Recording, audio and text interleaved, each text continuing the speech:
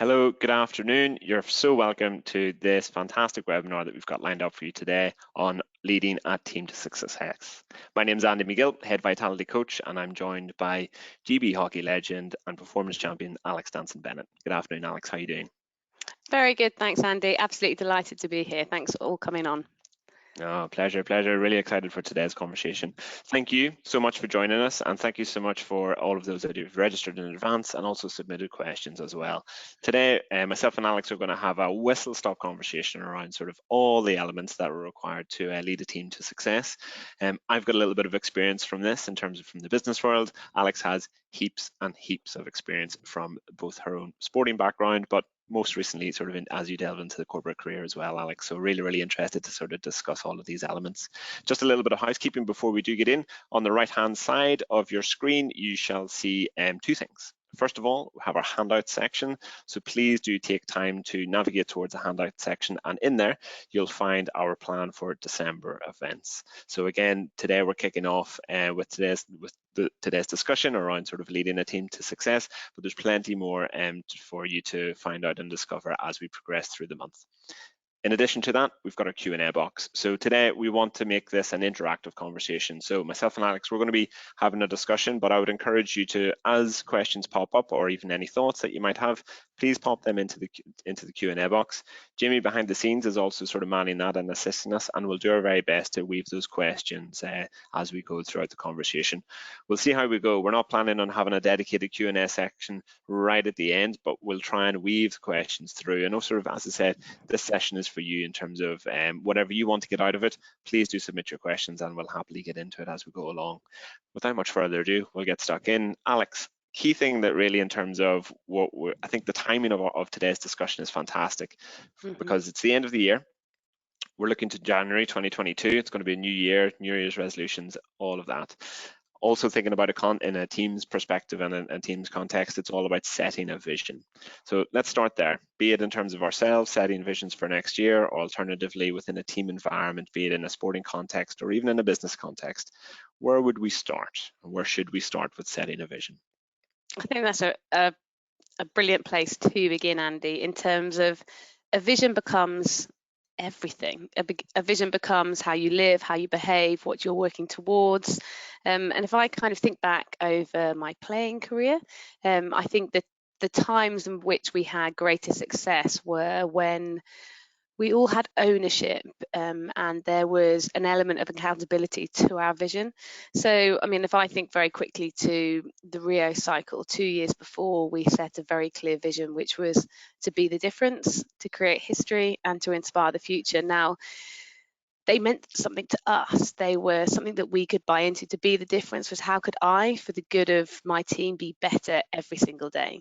So that was kind of one tick. Create history. You know, don't get me wrong, our vision was very high. We wanted to try and win that Olympic gold medal, but it was bigger than that. We wanted to try and create history in doing so.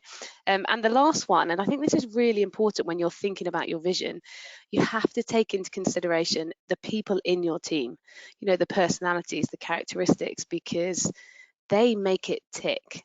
So our last one was inspire the future. Now, why did we pick that? Because, you know, when I was a girl, you couldn't be a full-time hockey player or tennis, netball, cricket, you know, you name it, you can be it now.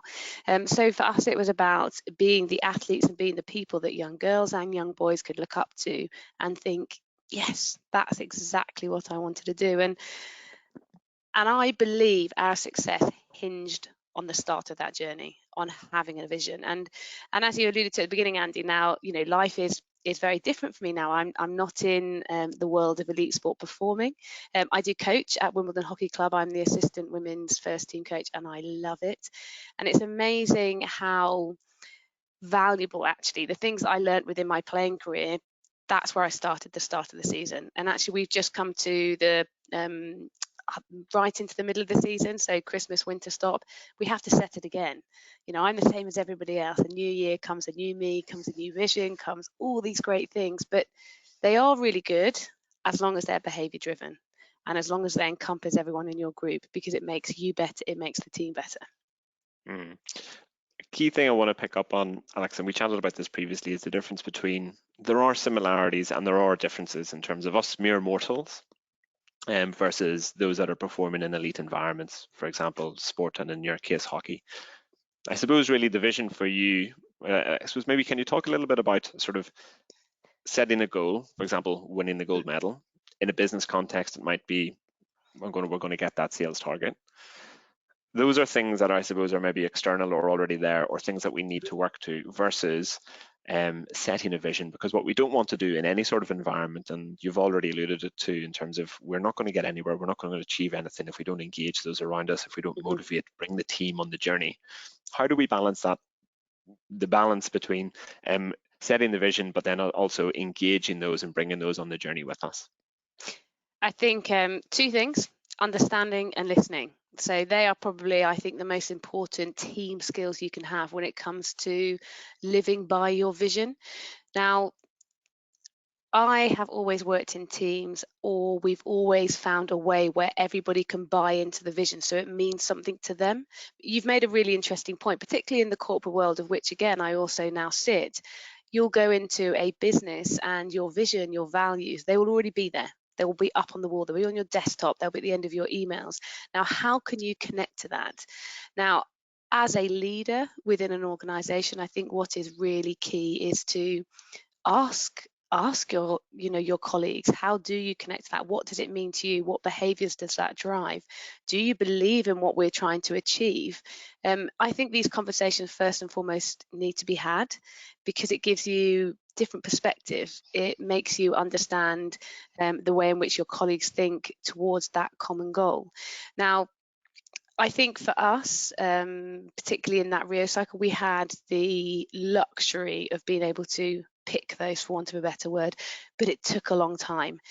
That now is something that lives on, and players that come into that squad, they have to find their way of being. They have to find how they can contribute ultimately to making that vision come to life. So I think it's a balance of the two, but I completely understand the slightly different challenges when you come into a corporate environment. It goes to say there's a lot there, Alex. I love your point there with regards to, you established it and you have now set that framework for players that are coming on board. And it goes, I mean, thinking in a real practical sense of it, whenever we're building teams, we have the opportunity, I suppose, whenever you're, be it recruiting or sort of coming into a business or joining a team, you set the standard from day one. And these are the agreed behaviors that we as a team sign up to. And I love your point with regards to, we've got the vision, however, it's about the day-to-day behaviors, isn't it? It's about how we actually execute that, embody that on a day-to-day basis. How do we role model that? How do we show our new recruits? How do we inspire them to follow us on that path in terms of to exhibit those behaviors as well? I think first and foremost, it's leading by example. There's nothing I don't think that's more empowering than watching somebody in a team of it, when I'm in a team, someone in a position of leadership, leading by our values, leading by our vision, behaving in a way that is always towards that goal. Now don't get me wrong, we're all human, and actually sometimes role modeling is getting it wrong and putting your hands up and saying, yeah, I haven't quite done the right thing here. That is just as powerful as getting it right all the time. I think leadership in its best form is authentic. So being you towards that common goal is absolutely essential. But I think when it comes to going in that fashion, I think that's the most important thing.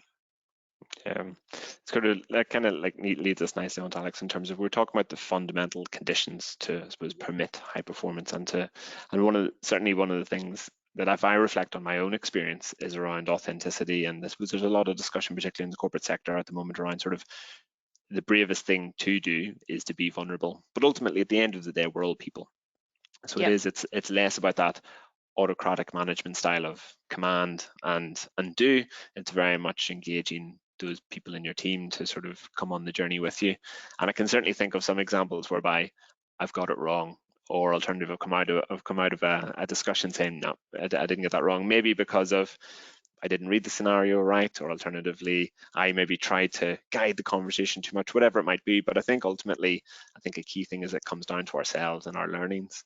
I'm gonna sort of put you on the spot here, but I suppose, have you any examples? The key thing for you, I think, which is fantastic, and it's so fresh in terms of where you're at, is you were playing until quite recently. Now you're in a leadership position in terms of from a coaching perspective. Tell us, just go into that a little bit for me. Maybe give us a team talk example, or alternative, a scenario where you're now sitting on both sides of the fence, and how has your view changed? Yeah, I think that's a really interesting question. I think it becomes down to behaviours again when it comes to leadership. So now in my coaching role at Wimbledon, I had to think about, okay, how do we want to lead this team?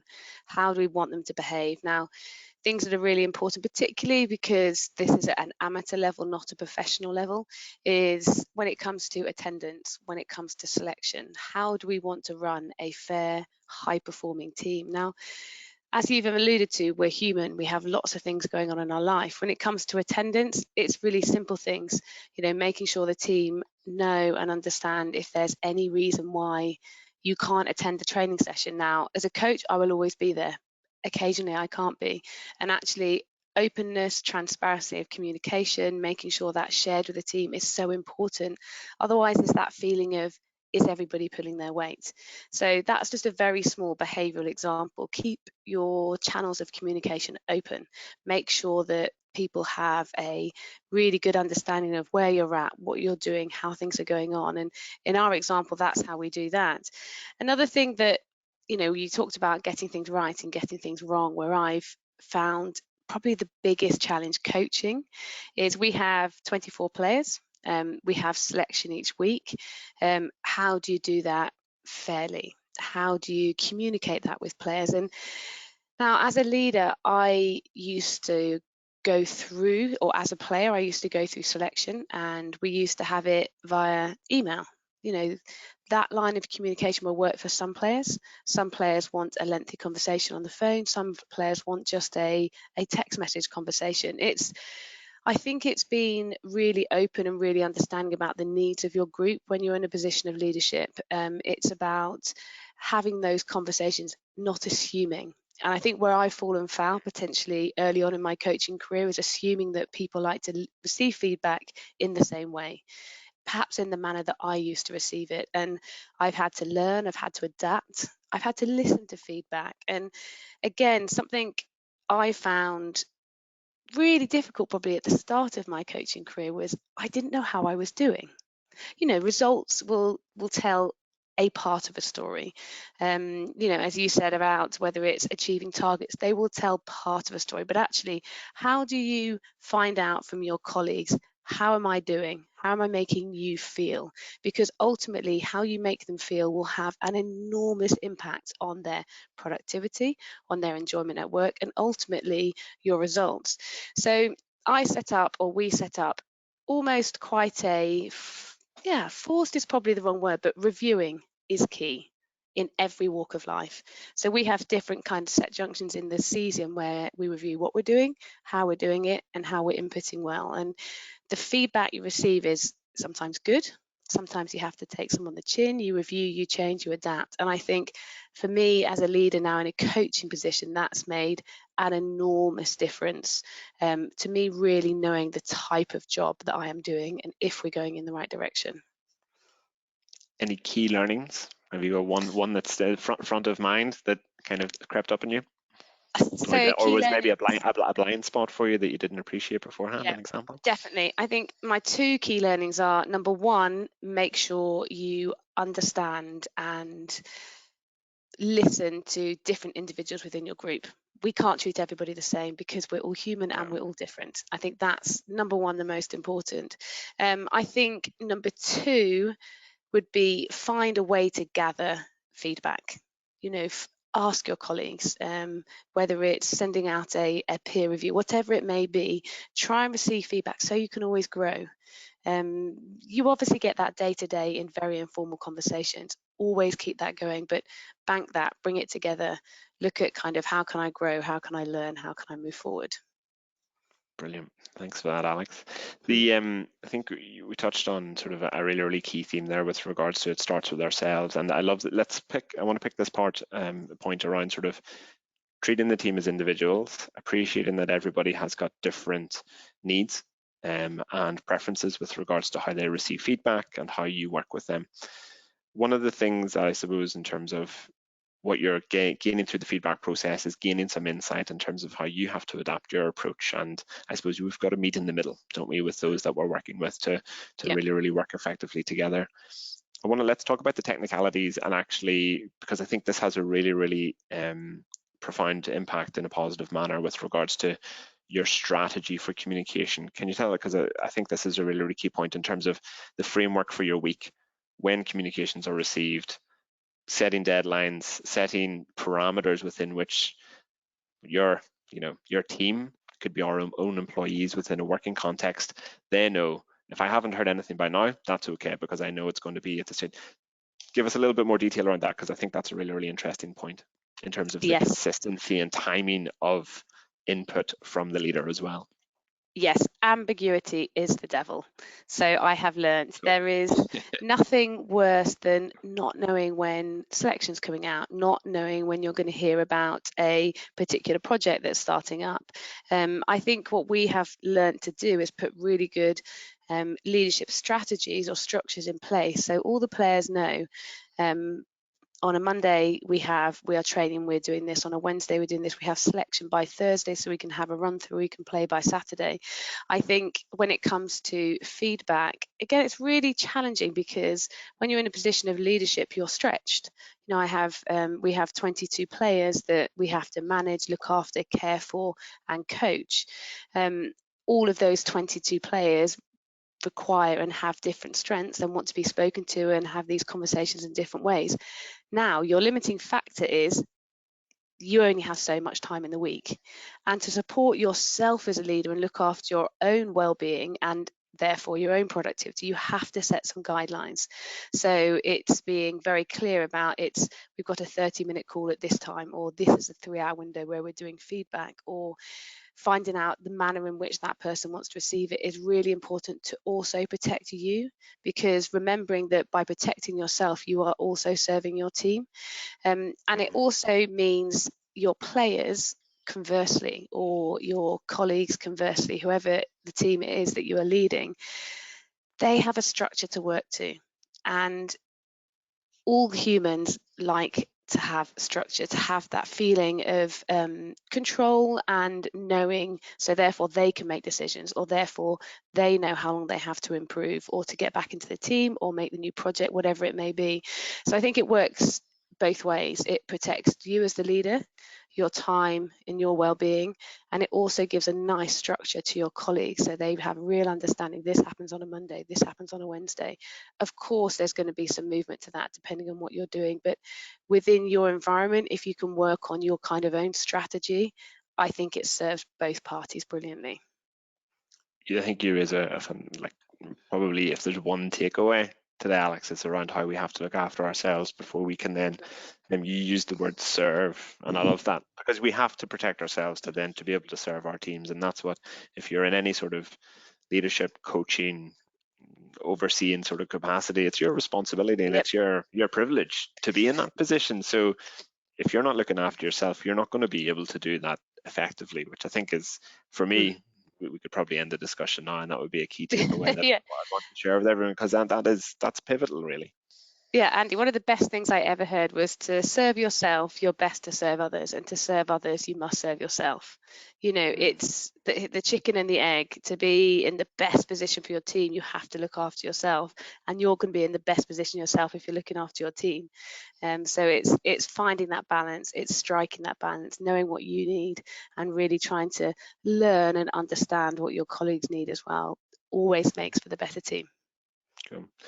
Alex, I think, and this kind of relates to a question that we've just received in, which is fantastic, around sort of engaging remotely. So how are you currently doing this? Because how, in terms of the differences in communication styles, are you also taking into consideration some prefer face-to-face, some prefer a tap on the shoulder sort of at the end of a training session, others prefer a message, but at the same time there are also previously, not so much recently, thankfully, been restrictions that have meant that players probably have been remotely based from you. So Yeah. how have you managed to, or have you had to think about your approach with regards to engaging those players that you can't actually sit down face to face with, whenever that's actually what they might prefer? It might also be what you prefer as a leader as well. Yeah, that's a really good question, Andy. I think the day and age we're living in now, at a moment's notice, things can become remote again. And we definitely went through a period of time where actually we couldn't even physically train together. So very much from a work from home scenario, we were playing a team sport but couldn't physically train. So I think really simple things. If it is a face-to-face that your colleague wants, that works best for, use an online platform, use Zoom, use FaceTime, whatever it may be. See that other person, have the conversation. It's the best of a bad situation, but it still can be worked around. And I think sometimes we forget how important that can be. Connection is key. Keep your team connected. So when we were remote, it would be checking in twice a week. We'd probably have something like a physical session that we do online. Now, I'm not suggesting if you're working in an office, you suddenly all have to start doing fitness sessions. That's not it. But making sure your meetings, you come together for 10 minutes, so you see one another. Turn your cameras on. There's nothing worse than talking to a black screen. So it's really simple things that we probably all know, but I think when you're in a position of leadership, the most important thing, or the question I always ask myself is, number one, how is this making my colleagues feel? Because feeling is so directly related to then productivity in my experience. The second thing is this moving me forward? So is this meeting useful? If it's not useful, don't have it. You're all very busy people. We're very busy people. If it's going to move you from A to B and move you in the direction you want to go, have it, but have really good habits around that. And I think when you do these things, as small as they seem, it just builds that connectivity that when you are remote is even more essential, because you don't have that human connection face to face. No, absolutely, Alex. We were actually, as a team, we were reflecting on that recently, that whenever we went into the first lockdown and we were then literally overnight all working remotely, we had a daily check-in, and it's been fascinating to see how that has evolved over time, because ultimately everyone was dispersed. So in my own position as a leader, but we as an organization, certainly in my own sort of leadership group, you're concerned about your team and you want to make sure that everyone is firstly okay, and secondly have got everything you need to be able to work, and everyone sort of appreciating that everyone's sort of dealing with their own personal things. So it's been fascinating to see how that has evolved from where it was a daily check-in, that then sort of with the team you could feel in the, and actually what I think is quite good is the team started to give me feedback saying, I think we can drop this now, which is brilliant. Yes. So it kind of, and I'll be honest, it took me a little bit of time to like sort of get adjusted to that. And then I even got the feedback to say, I don't think that you need to chair this. Can we step up and can we chair? Like those little gems along the way were absolutely fantastic for me, and gave me learnings, because I suppose it depends upon your own bias. In terms of my own nature would be to probably to make sure that everyone's together, a cohesive environment. Harmony is certainly one thing that I seek as a leader. Then you've kind of got to just those regular check-ins, and then but you know that you're on to a good thing whenever you're getting that ad hoc feedback without even requesting it from your team, which might make you sort of question, or might take you a little bit back in terms of, okay, maybe I'm getting this wrong, but it's just the fact things are evolving and we have to work in that way. But I've certainly found that there's a balance between having the structure, because it's a check-in point, it's a place that everyone knows, well, I'll just get to that time and then I know I can check in. There's a balance between that, versus also you still do need the ad hoc. You still need to be at the end of a phone. You still need to be at the end of a Teams call as well. And it's just literally day by day, week by week, checking in with your team to understand, is this working? And I find certainly that you get that back if you ask the the tricky questions, which mean that you mightn't be right.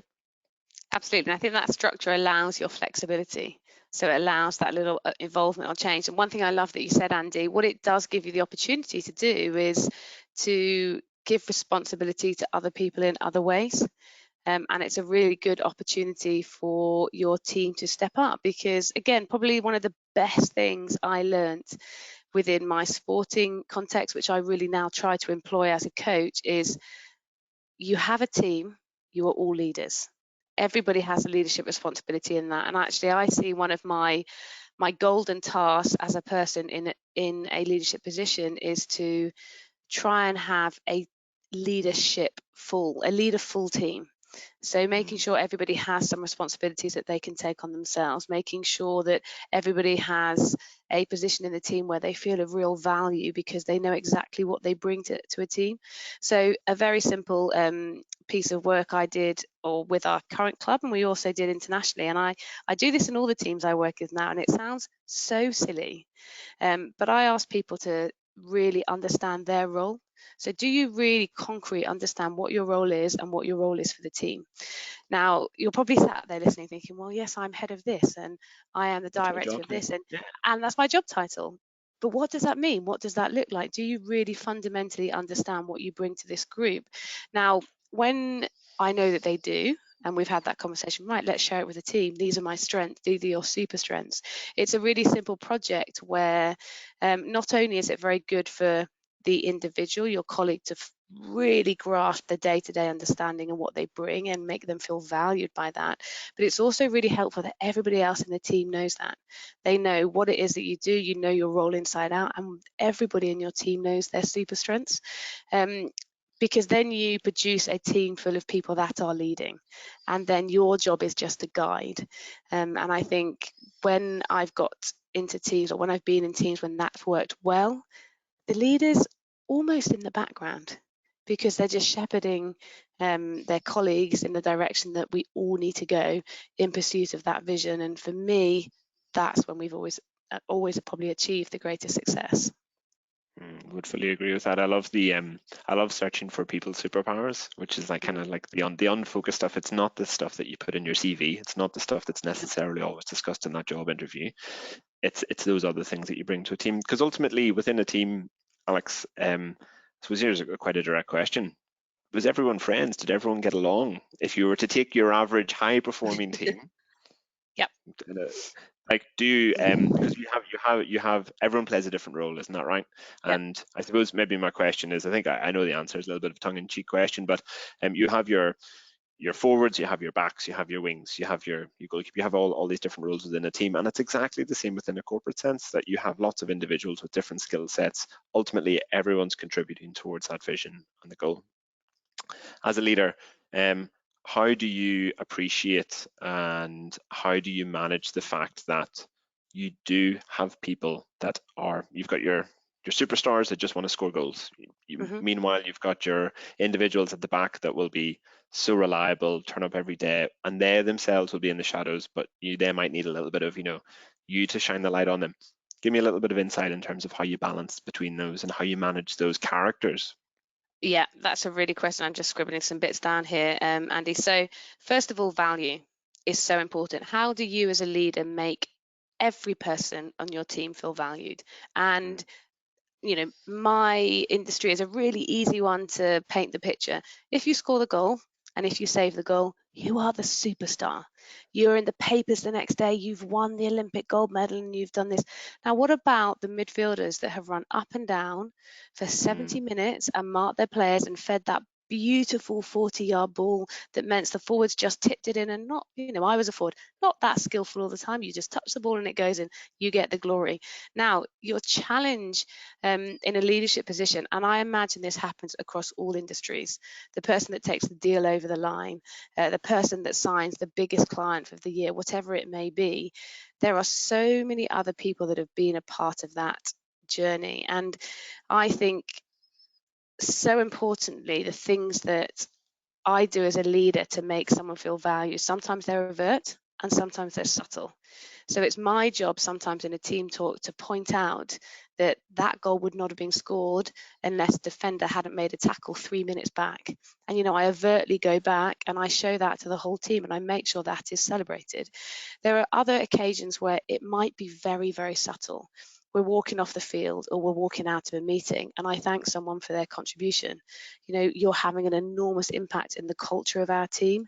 Thank you. Please continue that. You're driving us forward. Again, go back to the question I said at the start.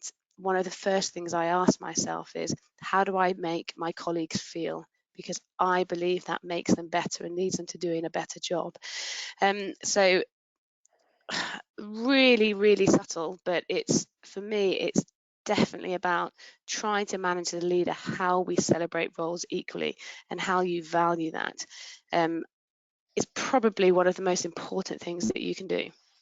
Yeah, and I was just referring back to our sort of pre-submitted questions, and one of the questions there was, how do we honor and recognize those special achievements, but yet at the same time encourage those behaviors across the team? And I think that's the real test, is that if you do have the forwards, such as yourself, that are scoring the fantastic goals, how are they then feeding that back? How are they Yeah. leading in themselves to then encourage those around them that ultimately put them in that position? But it's not because they wanted to be put in that position necessarily. It's like because that's their part of the puzzle, was to do that Absolutely. bit. However, there are 10 strokes, there are 10 plays, there are 10 tactics that actually got us into that. And I think it's very true in a business setting as well, whereby the goal isn't always as clear. In terms of, the ball hit the back of the net, everyone cheers, but you don't have that in the day-to-day business context. And I think that's one where I've found, in terms of stopping and taking that time to reflect, is really, really important. And even in a small context, it can happen on a week by week basis or a month by month basis. Even getting team members to each share what what has gone well for them this week, then also sort of getting them to, in time, I think, getting them to understand and acknowledge and appreciate that I know it's not just about the manager saying it's a good job. Hold on a minute, I can give it a little bit of feedback. I can help my colleagues around me as well, which I think is fantastic. And it's such a pleasure to see whenever it does happen, because yes, in a business context, it can be a bit of a drag on a week by week basis, where Friday again, Wednesday, hump day, all of that. But there's lots that can be achieved on a week by week basis, but it's taking the time to reflect on that. And making sure that if you have scored the goal, or if you have sort of done something across the line, who's got you there? And recognizing that as well. It's telling the long story and acknowledging everybody's contribution. And I think, Andy, something you've just alluded to there, it's also, let's be better at celebrating the small wins. Let's not just celebrate the final deadline. Let's celebrate each step that gets us to that point. A mistake, here is a mistake I made in my career. This is one that I think back and with frustration, we would play a tournament and we'd go on to the next one straight away. We'd go on to the next training sessions. We didn't celebrate enough. And actually, I think when you're in a position of leadership, don't forget to celebrate the individuals within your team, the small milestones, the big milestones, because again, on reflection, your colleagues and you will look back and think, yes, that was something that we quite rightly should have celebrated. And actually, that camaraderie, that feeling of togetherness, that feeling of achievement led us to do better on the next project. Life is so fast paced, life is so quick. We can be too fast, I think, to move on. I certainly did that in my career. And now as a coach, I make sure my team celebrate when they rightly should do. I make sure I acknowledge the individuals at every junction I can. It also, and here's something interesting, I also think it then gives you the license to be firm when you need to be firm, because you have a balance. So it's, I'm not a super positive leader 100% of the time. Ask any of my colleagues at Wimbledon, I can have my grumpy moments where I need to be firm, I need to be assertive, and I need to ask very assuredly, this is what needs to be done. But because I have the balance of the two, I think I can do the both. I think that's very, very important. Fantastic. Which is ultimately what we all have to do sometimes. And Yes. that's it's not always sunshine and roses. It isn't, unfortunately. I love the theme of celebration, Alex, because celebration isn't always the same thing to everybody. And it can be, for some, it has to be a big extravaganza. For others, it can be the smallest of things. But I want to kind of just touch on celebrating these wins, but also kind of shedding a light and helping those within a team environment. This is a fantastic question that we've had just submitted, and I want to jump on it now. Those quieter individuals within a team environment, how do we encourage them? How do we shine a light on them? How do we highlight what they're doing, probably in the shadows, whenever we potentially have, no doubt, as there are in every team, your superstars, your super confident individuals that are out there front and center. Any insights with regards to that, or even give us an example of where you've done it, or maybe it's gone well, maybe not so well?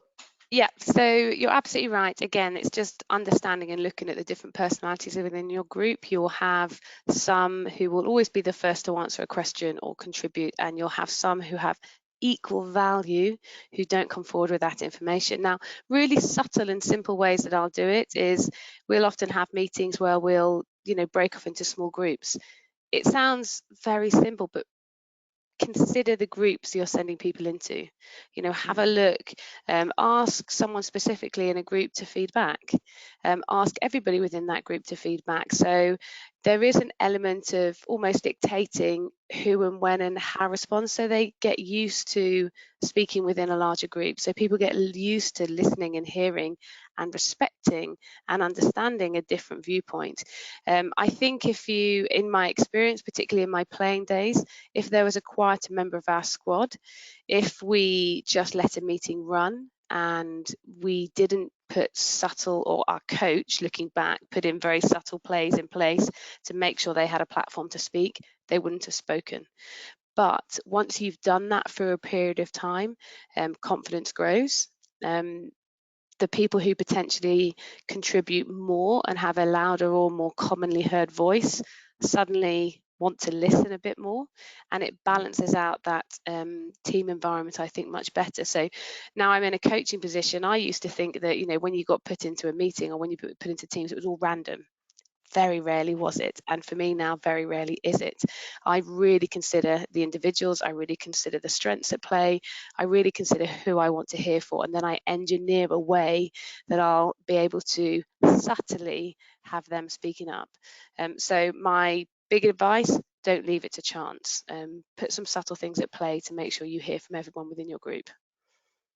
What's certainly one of the things that I picked up, and again, we learn from being led as well, and certainly one of the key things that whenever I came from a physiotherapy background, very, very different skill set that is required on a day-to-day basis in the business and corporate world is, but certainly, and as it relates to one of our questions in terms of one of our pre-submitted questions, was any tips for running a team meeting?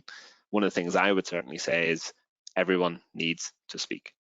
Yes. Even if it's just updating with personal stuff, everyone needs to speak at some point. So your job, in terms of whoever, and it doesn't have to be the leader that's always leading the meeting, but whoever is delegated and whoever is leading the meeting at that point, your job is simply to facilitate, not to be the loudest voice there. You need to make sure, and it's your responsibility to ensure that everyone has had the point, because people need to be invited sometimes, and that doesn't mean that they're shy and have nothing to say.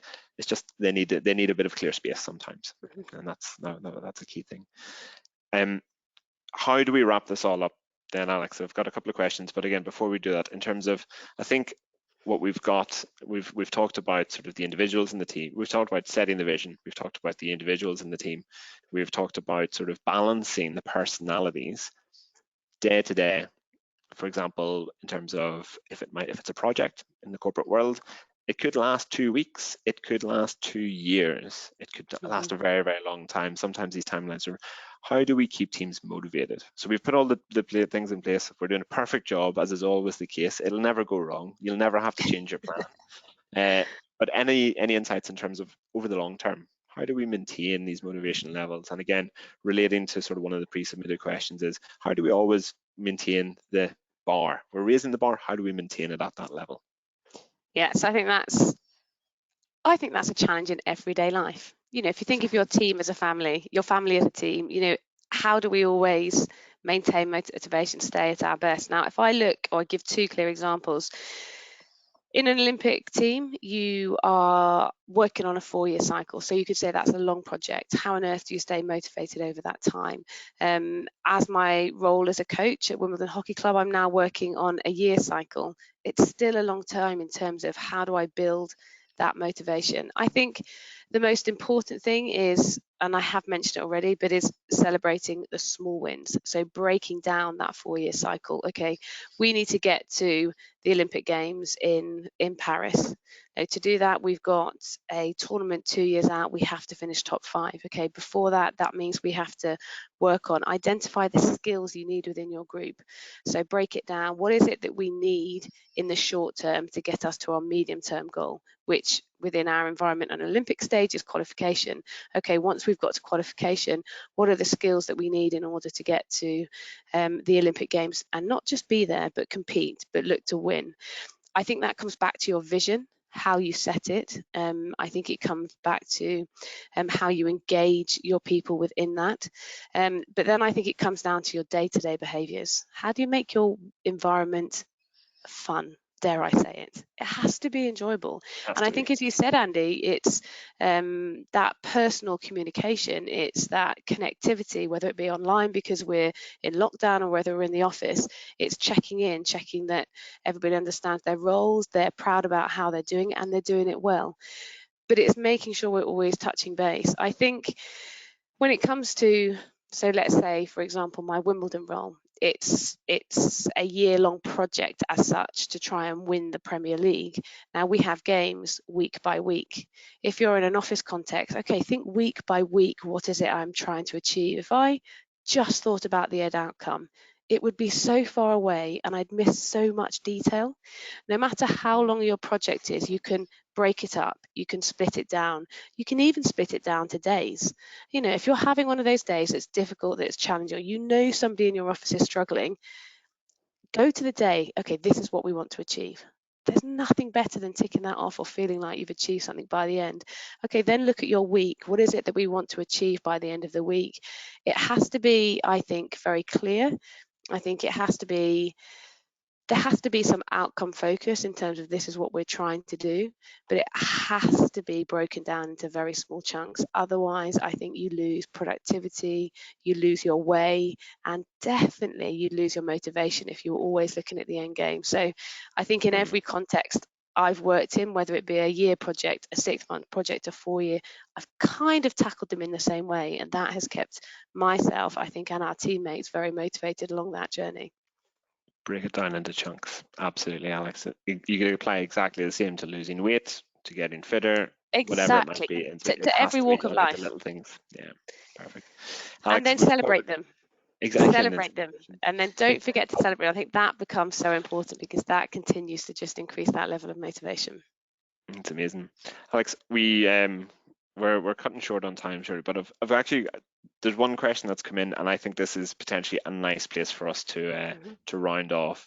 And it's a question which relates to, so I'll just read out, teams change, but when multiple people move on at the same time, how do you ensure the current dynamic remains? Now, I'll share some of my insights and what I think the answer is, and then it'll be interesting to see, hopefully we're aligned. But I think you need to be prepared for that the dynamic will change and that the teams will always evolve. It will never be the same as it was 6 months ago, a year ago.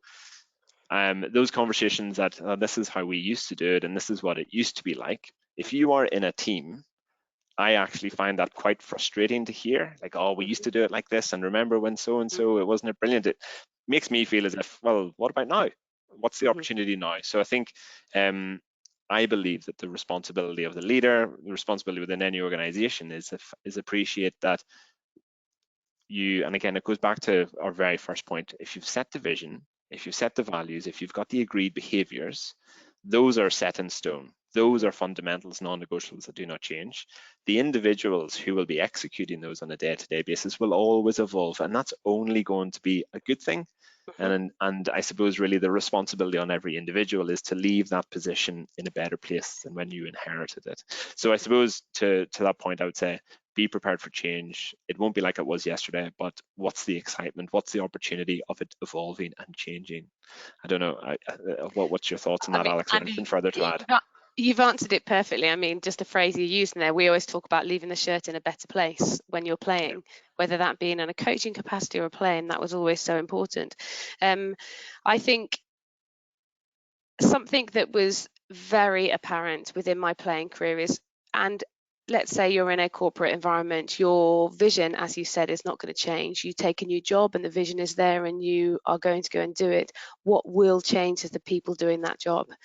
Very, very quick and easy example, 4-year Olympic cycle, the Olympics go on, you retire, you have a new team. Now, are we expected to take those jerseys and be exactly the same humans? No. Do we still expect to live by the set of values and attach ourselves to that vision? Absolutely, but there's different ways of achieving those visions. There's different ways of going about it, and I think embracing individuality is absolutely key, as long as the behaviours are being adhered to. I'd just put that little caveat. I think understanding the individuals on that journey is fundamental.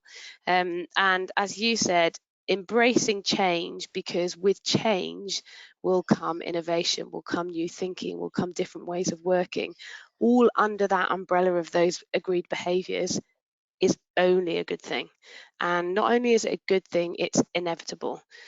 As humans, we're not robots, we're different, and with that difference comes excellence and comes new ways of thinking and working. So my experience, embrace it, as I said, living with those behaviors, and you'll still head towards that vision, maybe on a slightly different path.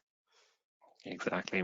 Wise words, Alex. Wise words. I think my 2 key takeaways, so I think with regards to that point there in terms of, embrace the change, it will always be evolving, is key for me. But you're also your point with regards to protecting ourselves to then serve our team is also a key takeaway for me. So thank you so much for sharing those insights today. My pleasure, Andy. I've absolutely loved it. Thank you. Perfect. Thank you so much, everyone, for joining us. I hope you've enjoyed that. Please do stay tuned, and we'll be back for more interesting discussions over the course of December. And please do stay tuned, and we'll see you in January 2022. Alex, thank you so much again, and speak to you soon. Thanks very much, Andy. Bye-bye, everyone. Bye-bye.